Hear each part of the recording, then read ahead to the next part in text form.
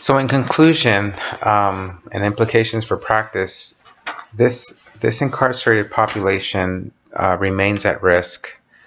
They do not consistently receive the appropriate screening and treatment in prison settings and immediately without interruption upon release, which is necessary to prevent those associated negative outcomes.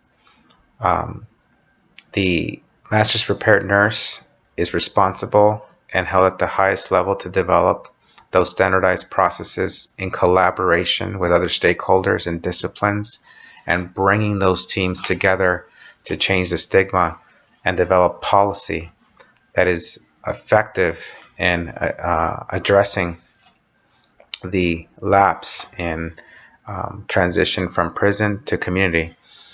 Um, the other thing to note is the fact that those policies have to be very clear and standardized enough for other nurses to receive appropriate training and continue with the appropriate discharge planning and direct links to the community.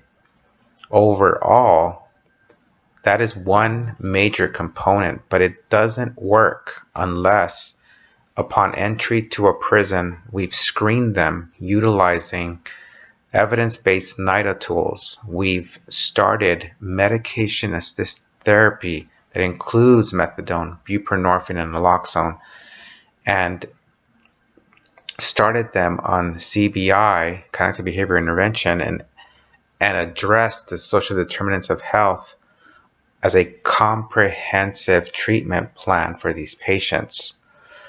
Interagency and interdisciplinary partnerships are essential.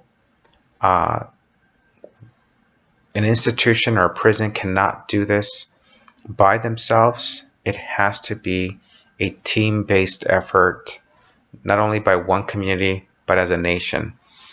And the more we recognize that this is a brain disease and we need to treat it accordingly, and we understand that they can relapse just as diabetics relapse by not taking their meds or by eating the wrong things.